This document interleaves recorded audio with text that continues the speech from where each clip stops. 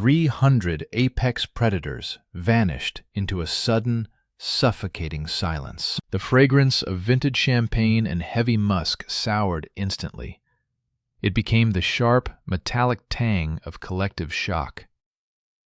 On the frigid marble floor lay Clara Era Hayes, the defective Omega. Her soul had just been violently severed by the alpha she was fated to rule beside. Dominic Sterling looked down at her agony. He believed he had just secured his corporate empire. He was dead wrong. The most powerful alpha in the Northwest would not fall to silver bullets or rival claws. He would be brought to his knees by the invisible woman bleeding at his feet, and the forensic accounting ledgers she was about to weaponize. He would be broken by the ruthless enemy who saw the power the alpha was too blind to claim. The Centennial Solstice Gala of the Silver Pine was no mere tradition. It was a high-stakes corporate summit disguised as a celebration of dominance. The setting was Sterling Manor, a fortress of glass and steel hidden in the dark forests near Seattle. Every window was reinforced to withstand the impact of a shifting wolf. Outside, the driveway was choked with black luxury sedans. Inside the grand ballroom, the air was thick with the scent of rare orchids and the heavy musk of 300 predators in bespoke tuxedos. Clara Hayes stood in the shadows of a towering ice sculpture. She gripped a tray of crystal flutes she had no intention of serving. She was not there to work. She was there to hide. At 21, Clara was a ghost within the Silver Pine. A childhood encounter with silver poisoning had stunted her wolf, leaving her unable to shift. In a culture that worshipped primal strength, she was considered a liability. But Clara held a power they couldn't comprehend. She was the lead forensic accountant for Sterling Enterprises. This multi-billion-dollar conglomerate was the human-facing front for the pack's operations. Clara held the financial lifeblood of Silver Pine in her ink-stained hands. She knew every offshore account. She knew every secret land deed and every bribe paid to local officials. In the boardroom, she was the architect of their wealth. In the pack, she was invisible. The ballroom hummed with a singular electric tension. Alpha Dominic Sterling was expected to name his Luna. At 28, Dominic was the golden boy of the werewolf elite. He was ruthlessly handsome, possessing sharp, aristocratic features and cold, calculating blue eyes. He governed his pack with the same clinical efficiency he used to run his company. Weakness was not tolerated. For months, the pack assumed he would choose Vivian Croft. She was the daughter of Richard Croft, the alpha of the Riverstone pack. Vivian was statuesque and powerful, shifting into a flawless white wolf. She moved with the lethal grace of a woman born to wear a crown. Clara watched from the darkness as Dominic and Vivian glided through the crowd. They charmed pack elders and human dignitaries with practiced ease. But this perfect illusion of power contained one fatal, unseen flaw. Clara felt a strange, hollow ache blooming in her chest. It was a cold sensation she dismissed as the price of her own isolation. Tonight, Clara Hayes reached her 21st year. In the world of the wolf, this is the biological threshold where the soul finally wakes up. Most celebrate this milestone with a frantic search for their fated partner. But Clara was an unshifted wolf with no family left to watch her. She expected a quiet midnight and a lonely walk back to her city apartment. At 11:55, the music stopped. Dominic Sterling ascended the marble staircase with Vivian Croft at his side. He tapped the microphone. The sharp ring of metal on stone cut through the ballroom. Dominic's voice carried the heavy weight of an alpha's command. Lesser wolves bowed their heads without even thinking. He spoke of a new era for Silver Pine, and a corporate future built on unyielding strength. Vivian leaned into his arm, her diamonds throwing shards of light across the floor. Clarera checked her wrist. 11:58. In 60 seconds, she could vanish through the servant's exit. She forced air into her lungs to steady her nerves. 11:59. As Dominic detailed his vision of expansion, the very air in the room warped. It wasn't a sound. It was a tectonic shift felt only in the marrow of her bones. Midnight arrived. A violent wave of crushed pine, ozone, and vintage whiskey slammed into her. It was an intoxicating assault that stole the oxygen from her lungs.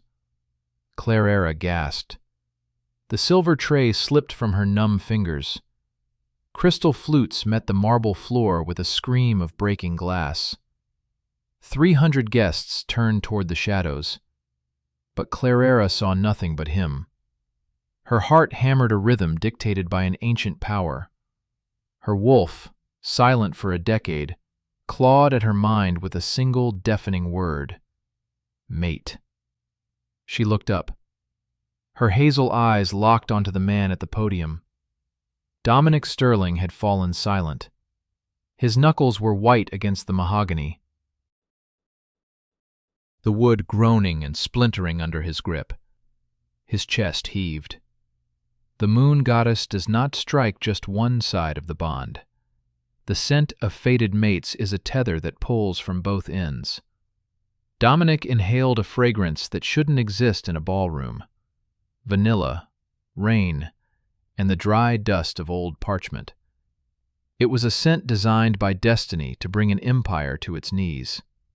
His eyes searched the room for a high-born bride or a hidden warrior. Instead, they found the wreckage in the corner. He saw Clarera Hayes, the ink-stained ledger-keeper in a plain dress. The silence that followed was heavy enough to crush the lungs. The fated mate bond was the ultimate law of their species, a cosmic command that could not be broken. But in the modern pack, the altar of the gods had been replaced by the corporate balance sheet.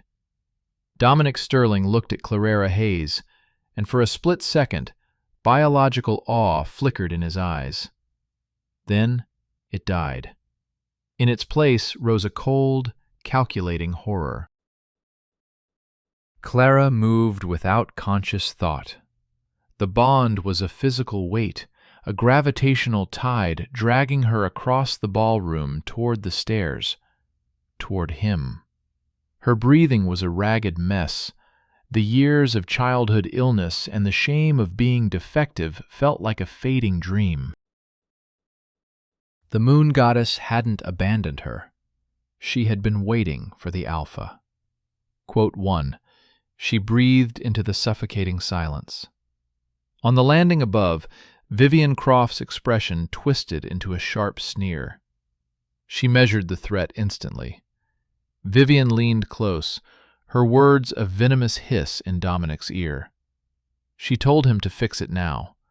If he accepted a broken Omega as Luna, Silver Pine would become a coastal joke. Her father would kill the merger. Dominic's jaw turned to stone. His biology screamed at him to claim her, to protect his mate from the judging eyes of the elite.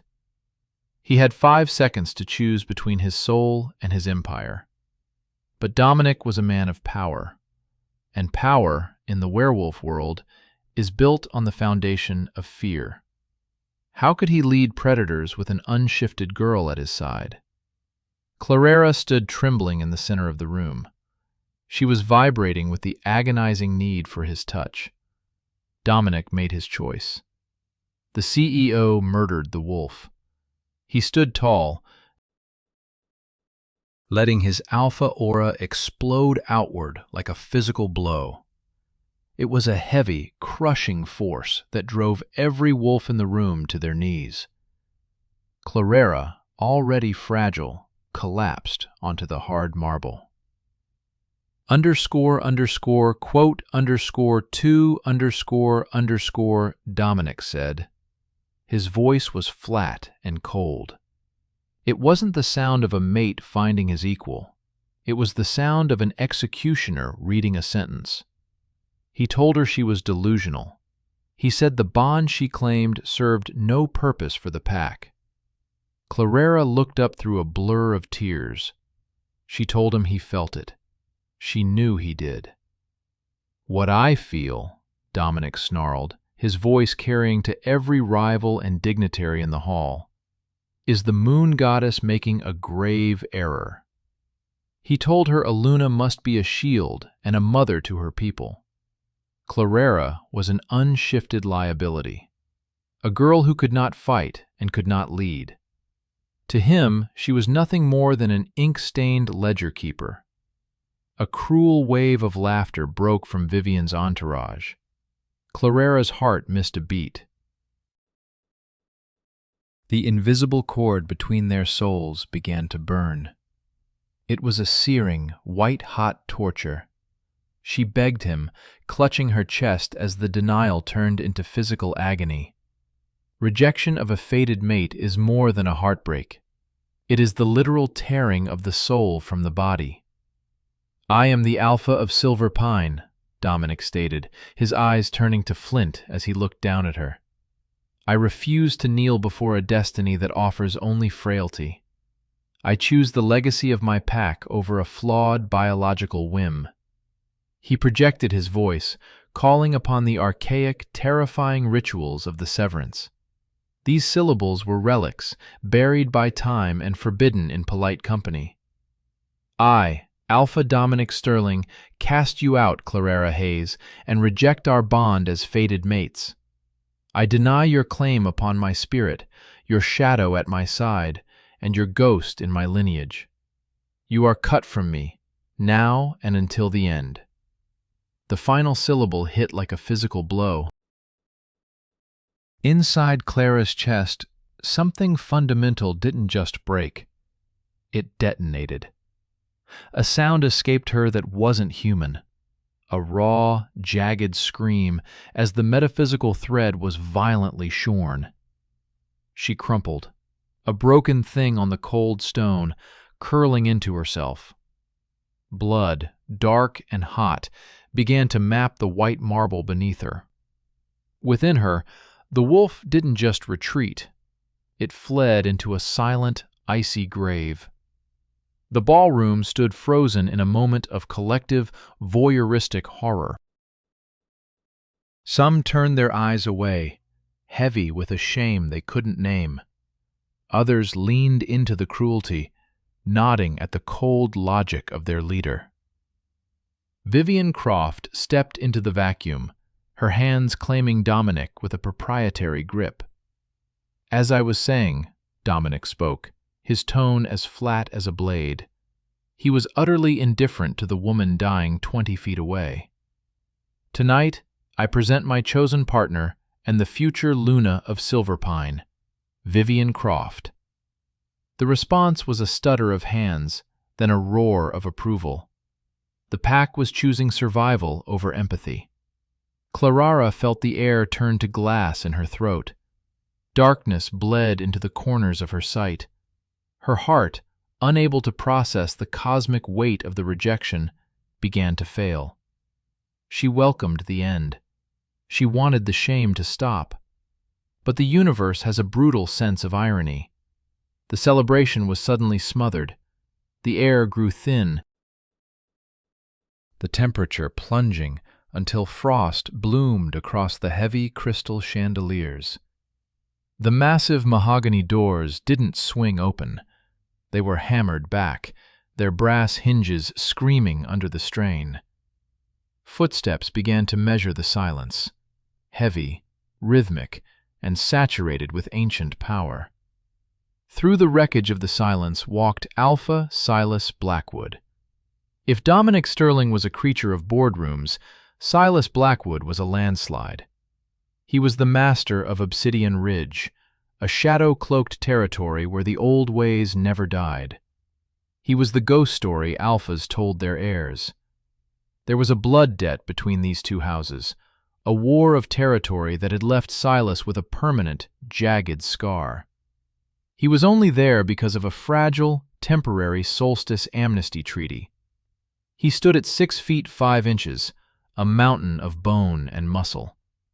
His presence didn't just command the room, it demanded a biological surrender. But he wasn't looking at Dominic.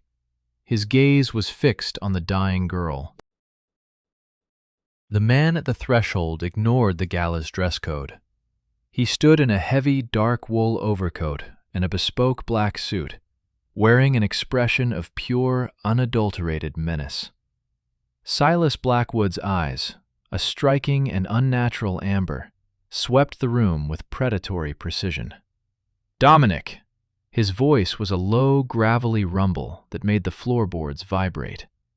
"I enter your territory under a banner of peace, only to find the stench of cowardice suffocating the air." Dominic Sterling stiffened. He shoved Vivian Croft behind him and descended the stairs. His own alpha aura flared in a desperate attempt to meet Silas's power. It was a candle trying to push back a hurricane. Silas didn't even look at him.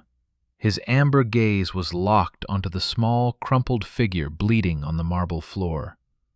As Silas crossed the threshold, the horrific, burning agony in Clara Era Hayes' chest suddenly paused. A new scent washed over her, cutting through the sterile ballroom air. It smelled of dark earth, burning embers, and pure, untamed wildness. This wasn't the frantic, desperate pull she had felt with Dominic. This was older. This was profound. It was a soothing balm for a shattered soul. Silas Blackwood walked past the frozen pack members. They parted instantly. Many could not stop themselves from baring their necks in submission to an apex predator. He stopped in front of Clara Era. For a long moment, he simply observed her. He saw the plain dress, the blood on her chin, and the fading light in her eyes. Then he looked up at Dominic. "You rejected her," Silas stated. It was a cold fact, not a question. Dominic spat his response, trying to salvage his crumbling authority. "She is an unshifted defect. She is nothing to you, Blackwood. This is internal pack business." "A defect," Silas repeated softly. He crouched down, his massive frame completely dwarfing Clara. He removed his heavy wool overcoat. Slowly, with unexpected gentleness, he draped it over her shivering shoulders. The coat smelled entirely of him. The moment it enveloped her, Clara Hayes let out a long, shuddering breath. The terrible pain in her chest dulled to a manageable ache. Silas reached out a large, calloused hand and gently tilted her chin up. His amber eyes stared deeply into her hazel ones. In that split second, a silent communion passed between them. Silas felt it. The raw, untapped power suffocated within her. It was power blocked not by weakness, but by a trauma so deep only a true mate could heal it. Saving her from this ballroom alive was a different problem. Yet, in the terrifying alpha of Obsidian Ridge, Clara saw something she had never seen before. Absolute, unwavering certainty. Silas stood up smoothly. He lifted Clara into his arms as if she weighed nothing. She buried her face into his chest, seeking sanctuary in his scent. "You are a fool, Sterling," Silas's voice boomed with commanding authority. "You rely on ledger books and corporate mergers to define strength. You are so blinded by arrogance that you cannot recognize a blessing from the goddess when it stands before you."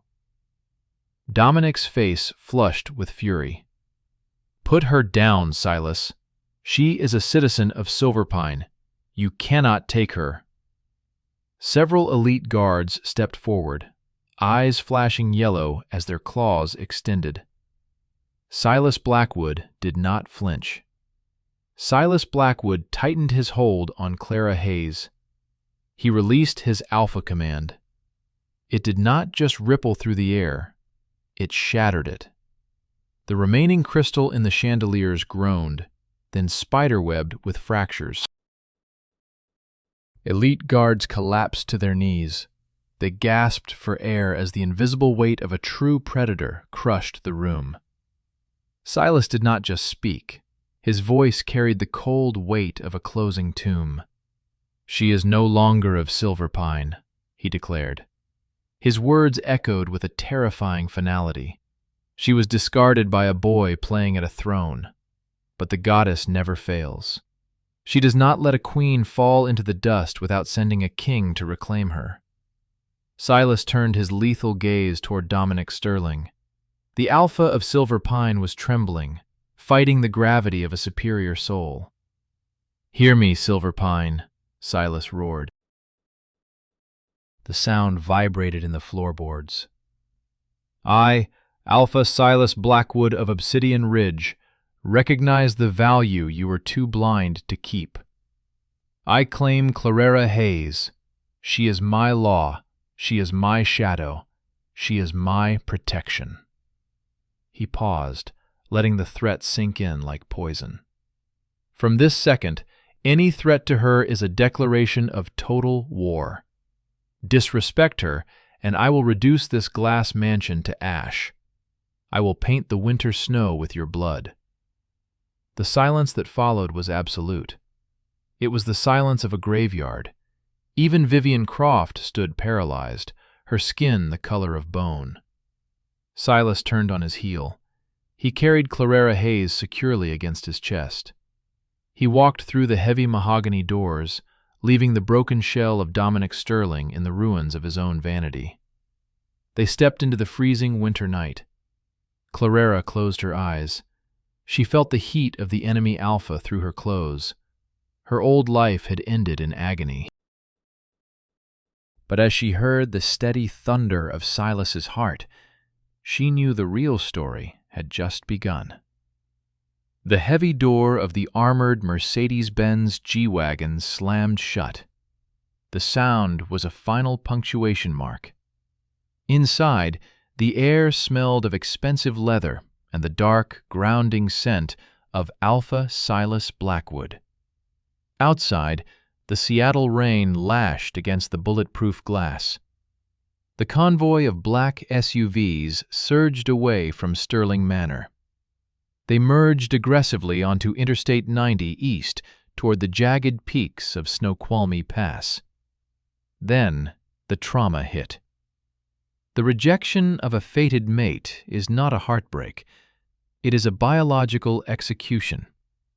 It is the violent shredding of the soul's very foundation. Clara's heart entered a frantic, erratic rhythm. Her vision tunneled into darkness. She clawed blindly at the leather seats.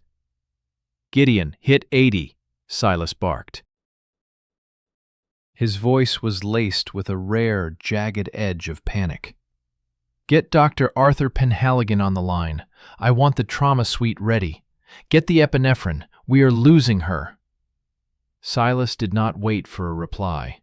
He pulled her shaking body across the console and into his lap. The quiet accountant was impossibly light. Her skin was the gray of a winter sky. Her lips were turning blue. "Clara, look at me," Silas commanded. This was not the cruelty of Dominic Sterling. It was an anchor dropped into a hurricane. Her hazel eyes flickered open, distant and drowning. "It burns," she whimpered. Her fingers curled weakly into the lapel of his ruined bespoke suit. "My chest. There is nothing left." "There is," Silas insisted. He pressed his large, calloused hand flat against her sternum, right over her failing heart.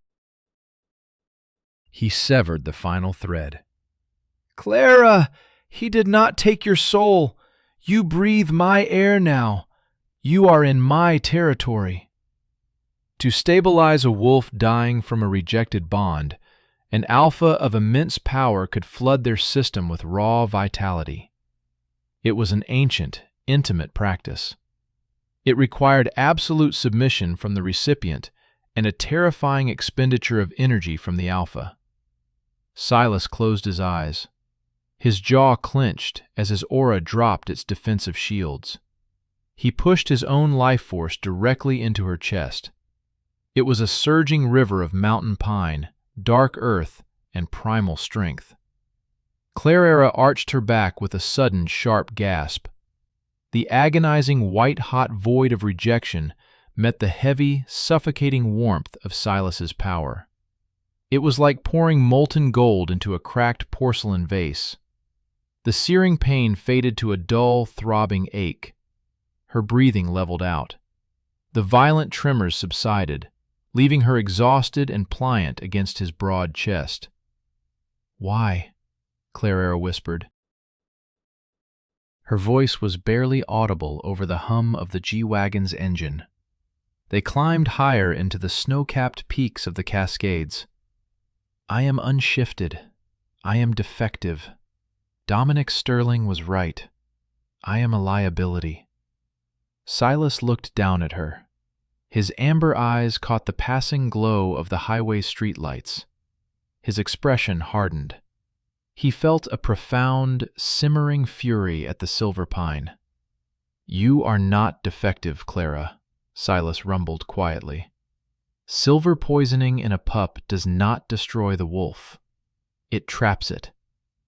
The fact that you survived means your wolf is not weak. She is locked away because she built a fortress to keep you alive.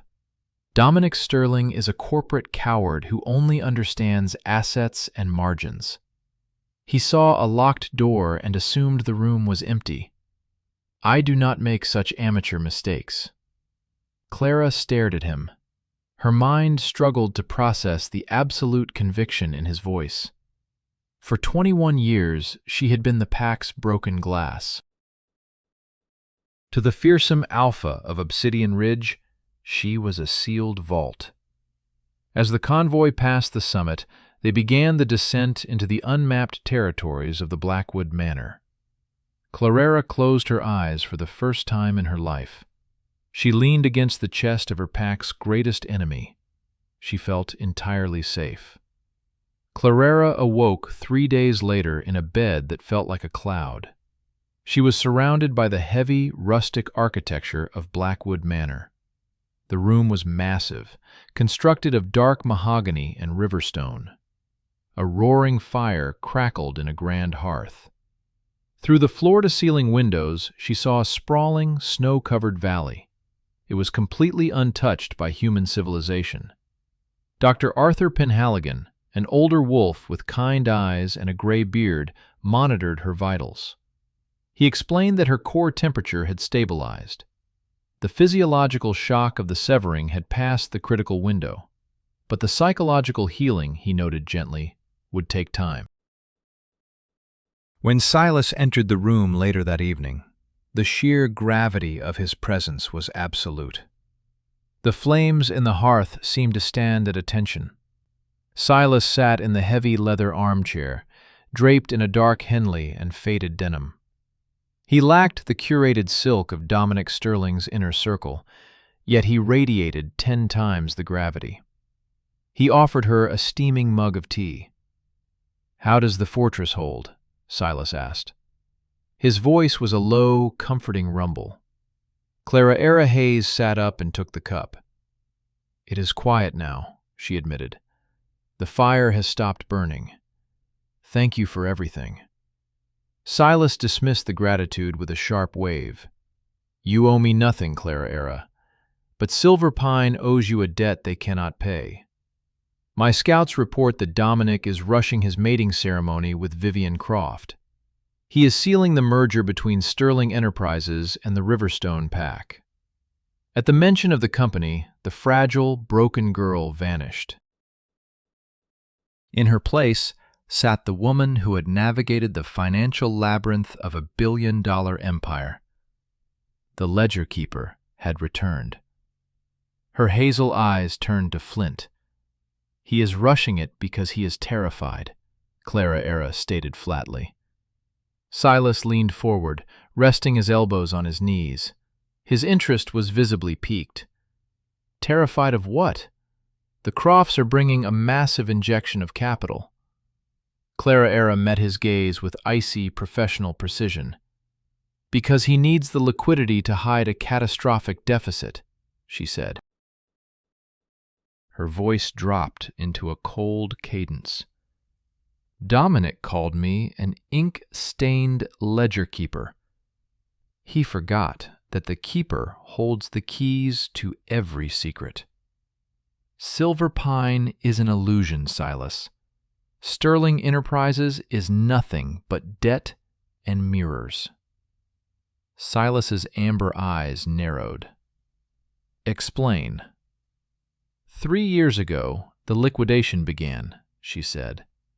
"Dominic quietly sold off PAC assets, real estate in Bellevue, commercial blocks downtown, even the ancestral hunting grounds near Mount Rainier.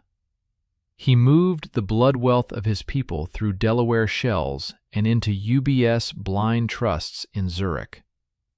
She took a slow sip of tea. Her mind was firing on all cylinders. "He isn't expanding his territory. He is drowning. He owes tens of millions." "To whom?" Silas asked. "A private human syndicate," Clara Era revealed, dropping the hammer. "Paramilitary groups armed with silver nitrate weaponry. He paid them to bleed your northern borders. He bought human hunters to butcher wolves, making it look like a rogue uprising. He wanted you distracted while he stole the logging routes." Silas became a statue. The air in the room grew heavy with a predator's lethal intent. For decades, their packs had bled one another in open war. But funding humans to kill their own kind was the ultimate transgression. It was treason against the blood. "Do you have proof of this?" Silas's voice was a deadly whisper. "I am the proof," Clara said, lifting her chin. "But more importantly, I have the data. Before the Solstice Gala, I found the rot in the quarterly SEC filings. I tracked the wire transfers and the digital signatures to the mercenary fronts. It is all there, encrypted on an offline key." "Where is the key?" "In a safety deposit box at the Chase Bank on 4th Avenue in downtown Seattle," Clara replied. She had registered it under a human alias. She looked directly into Silas's terrifying eyes and did not flinch. "Dominic rejected me because he believed I was weak. I built the financial walls that keep his pack alive. I know exactly which bricks to pull out to make his entire empire collapse." A slow, devastating smile spread across the face of Silas Blackwood. It was the expression of a wolf who had just been handed the throat of his greatest enemy. He reached out his large hand. He gently brushed a stray lock of hair behind the ear of Clara Era Hayes. The touch sent a cascade of electric sparks down her spine. The sensation was entirely different. It was vastly more profound than the panicked pull of her former bond. "An ink-stained ledger keeper," Silas mused softly. His thumb traced her jawline. "Dominic Sterling threw away a queen. He never realized she held the very sword needed to execute him." He stood up. His massive frame blocked the firelight.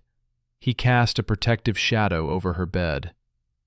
"Rest tonight, Clara," Silas commanded gently. "Tomorrow, you and I are going to Seattle. And we are going to bankrupt a king."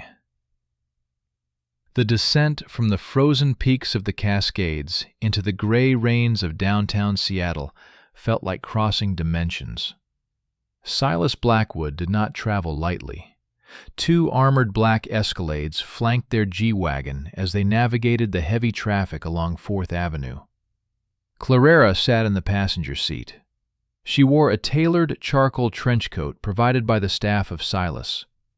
She looked entirely different from the trembling, heartbroken girl on the ballroom floor. Her posture was rigid. Her hazel eyes scanned the towering glass skyscrapers of the financial district.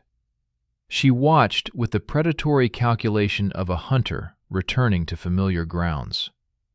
"The safety deposit box is under the name Catherine Miller," Clarera instructed. Her voice was steady. "I have the physical key, but there is a biometric scan. I need to go in personally." Silas adjusted the cuffs of his dark suit. His amber eyes tracked a silver sedan. It had been lingering 2 cars behind them since they crossed the I-90 floating bridge. "You will not go in alone. Gideon and I will flank you. If Dominic's intelligence network caught wind of your survival, this is the first place his fixers will watch. We have it. Every wire transfer, every offshore account, the direct communications with the mercenary syndicate." "Then let's bring the Empire down," Silas replied. A dark, lethal satisfaction filled his tone. The elevator doors slid open, and the basement air was already thick with the metallic tang of ozone and the sharp chemical burn of cordite. Silas felt it before he saw it, the primal static of wet fur and impending violence. He moved with the sudden, lethal instinct of an alpha. His arm became a steel bar across Clarera's chest, throwing her behind a concrete pillar a heartbeat before a suppressed round turned the G-Wagon's glass into a spray of diamonds. Gideon's roar was gold-eyed and guttural. He drew a heavy-caliber sidearm, barking back at the wall of black SUVs choking the exit ramp.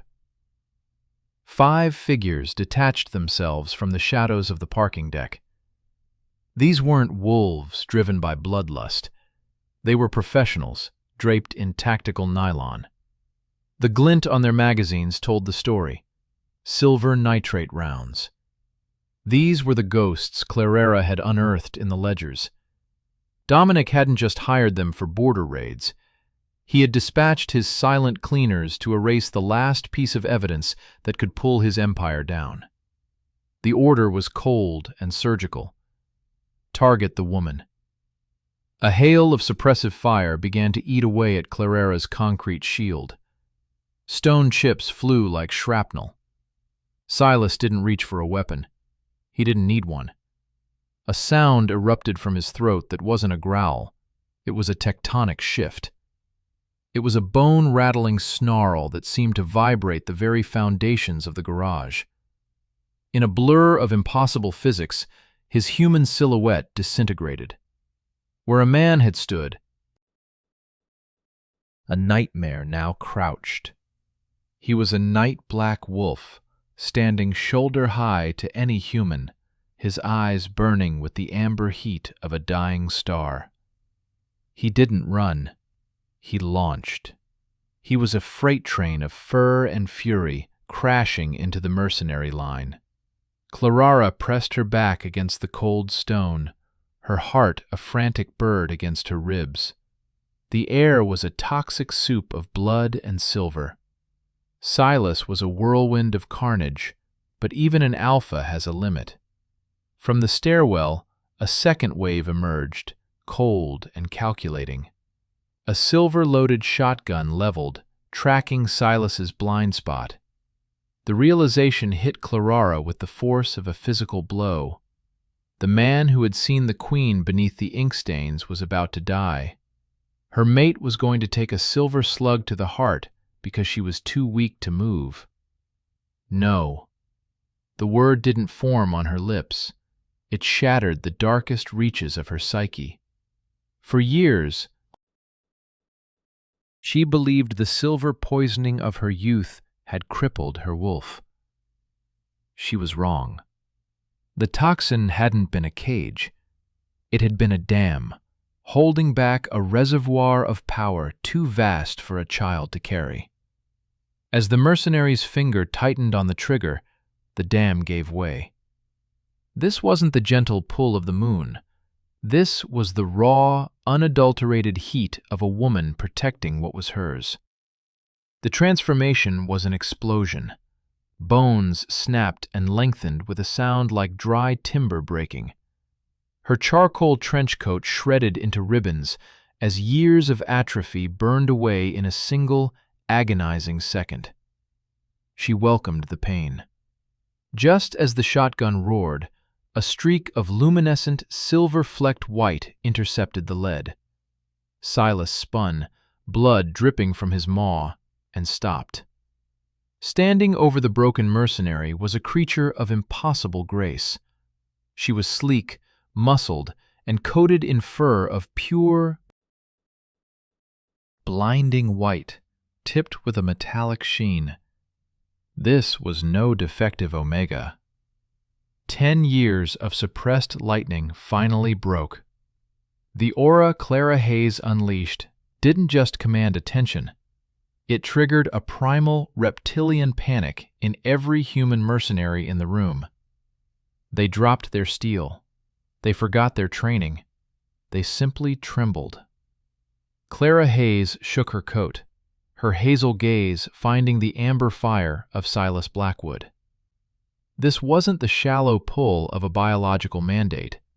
It was something far more dangerous, a bond forged in the furnace of survival, a choice.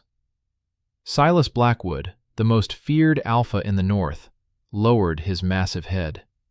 He didn't just acknowledge a partner, he bowed to a queen.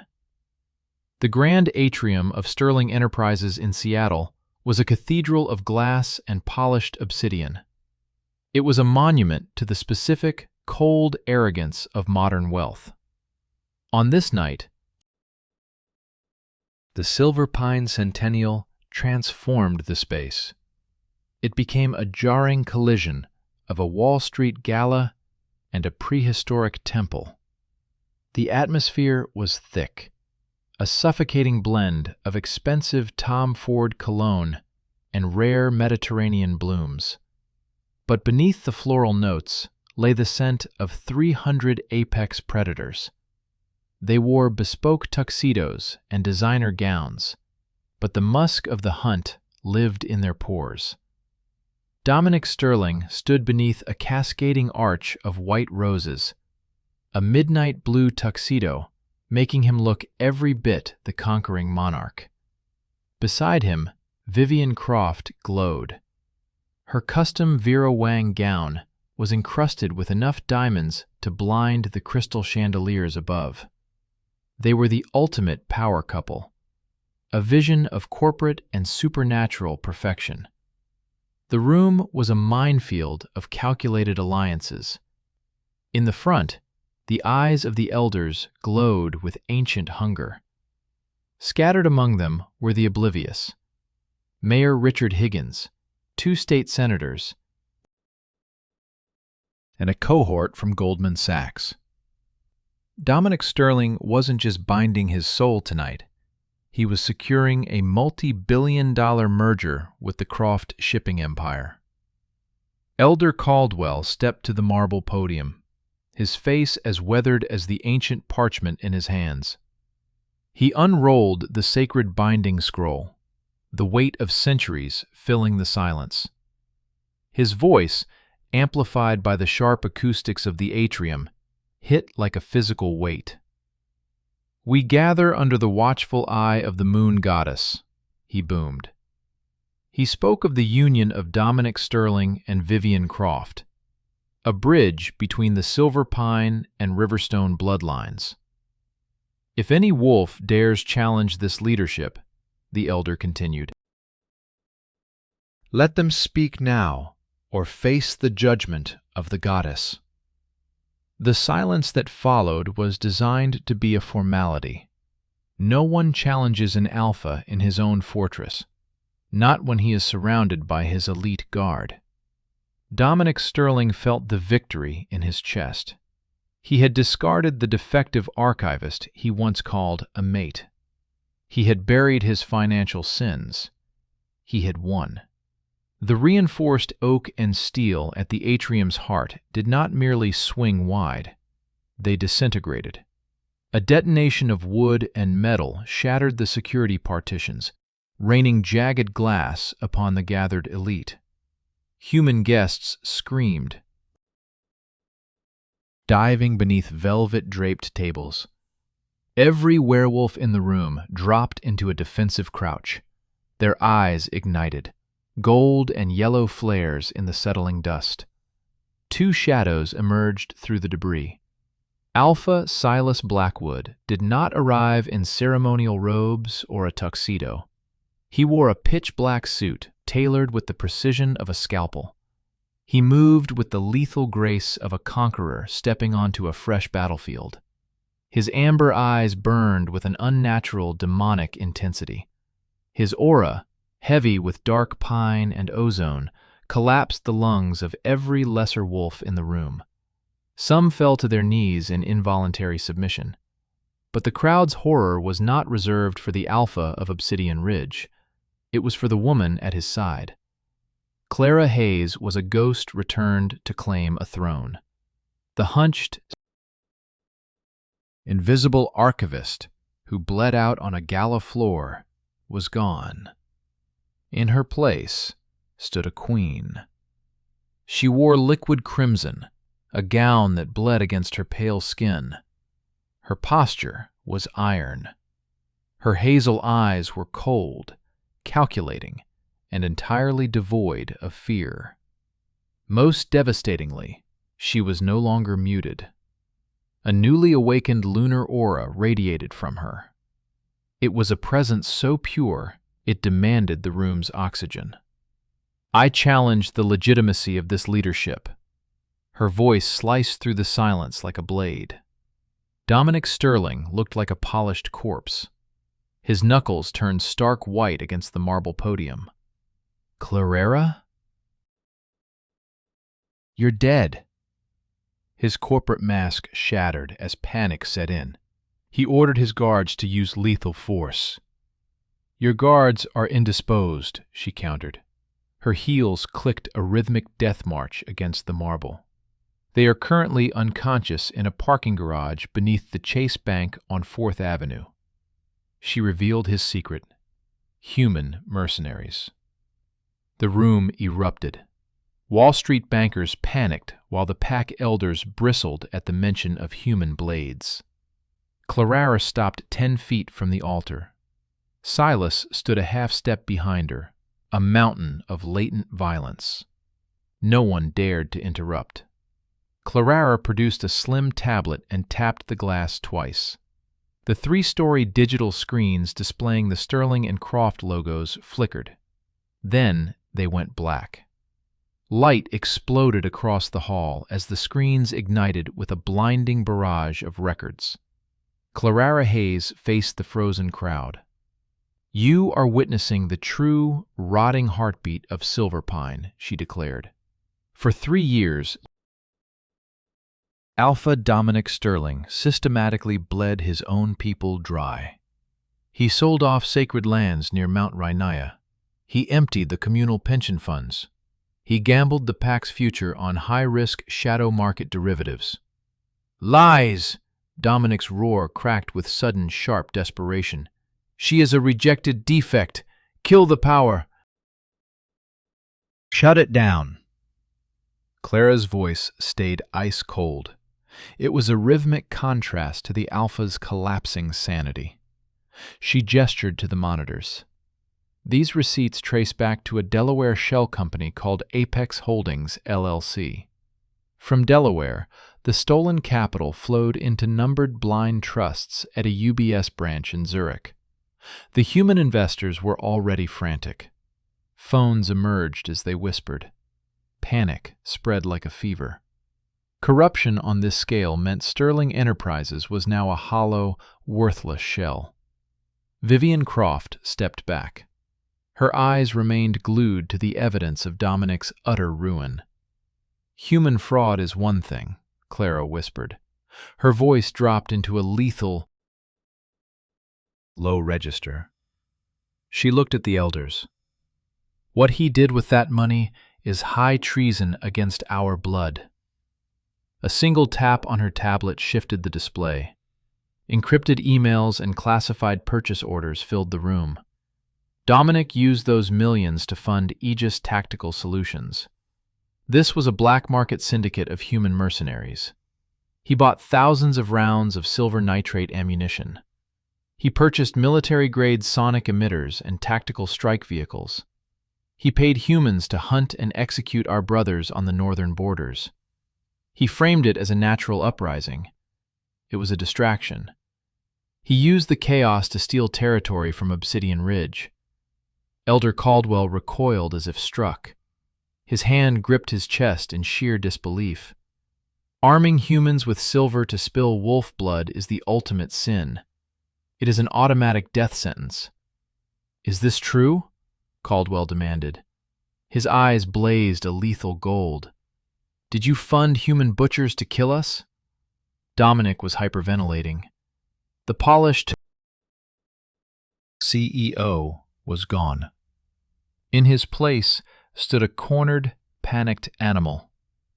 He searched Vivian's face for support. She was already retreating. Her expression was one of pure disgust. "I did it for the pack!" Dominic screamed, his control shattered. "We needed the resources. I had to expand." He pointed a trembling finger at Clara. "You insignificant, ink-stained rat. You were supposed to die in the dirt." His eyes bled into a feral yellow. Fangs dropped. Claws shredded his expensive tuxedo from the inside. Blinded by the ruin of his empire, Dominic lunged from the stage. He didn't even fully shift.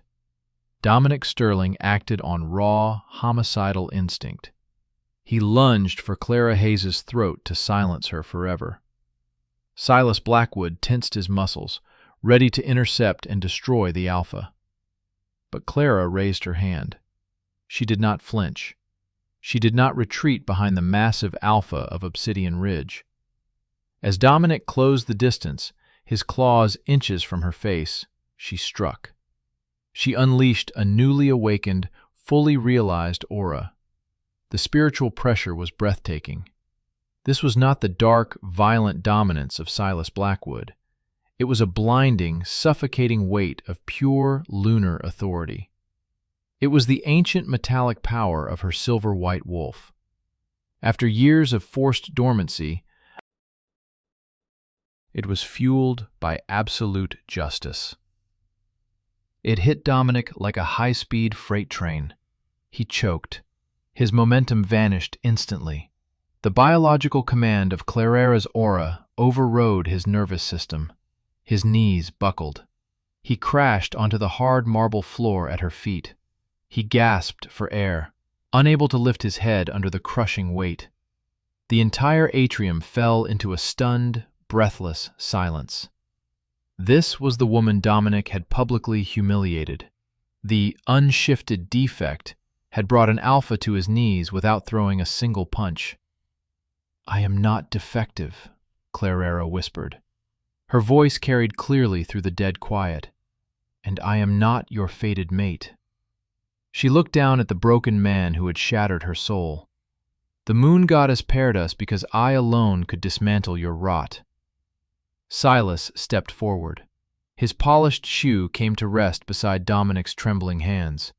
He looked up at the horrified, leaderless elders of Silverpine. "Dominic Sterling has committed treason," Silas declared. His voice was a lethal rumble that vibrated in every chest.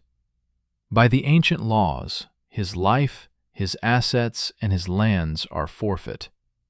Silverpine is dissolved. Its territories and its people now fall under Obsidian Ridge."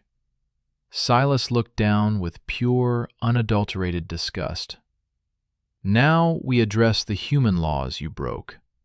On cue, the wail of police sirens echoed from the street. Flashing red and blue lights reflected off the massive glass windows. "Agent Thomas Kessler is waiting in the lobby with a federal warrant," Clara informed him. Sterling Enterprises was currently being raided by the SEC. His Swiss accounts were frozen. He had absolutely nothing left. Obsidian Ridge enforcers stepped forward. They dragged a screaming, sobbing Dominic toward the waiting federal authorities. The doors closed behind the ruined Alpha. The remaining wolves of Silverpine began to move. The elders, the guards, and the ordinary members dropped to their knees. They were bowing to more than just the fearsome Silas Blackwood. They were bowing in profound, reverent awe to the brilliant, terrifying woman at his side. Clara Hayes looked out over the sea of bowed heads. The scars of a decade and the suffocating weight of being invisible finally turned to ash. In that heat, the broken girl died. A queen with an unyielding heart took her first breath. Clara Hayes did not just survive her fate. She tore the pages out and wrote a new one. She traded a fractured existence for an empire forged in truth. The collapse of Dominic Sterling was surgical and total. The Werewolf Council did not just strip his title, they cut his name from their very history. The golden boy of the werewolf elite traded his manor for a concrete cell in a human federal prison.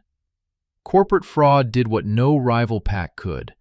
Once mocked as a defective Omega, Clara emerged from the wreckage as an architect of a new world. She refused to retreat back into the shadows of her ledgers. She chose a love that recognized her worth when the rest of the world was blind. She stood, finally, where she belonged, beside Silas Blackwood. Together, they forged the fractured Northern Territories into a single, terrifying force. They ruled Obsidian Ridge with lethal strength and a calculating, forensic brilliance. Clara proved that destiny is not a gift from the stars. It is a ledger. You hold the pen. You decide the entries. Real power lives in the very soul the world claimed was broken.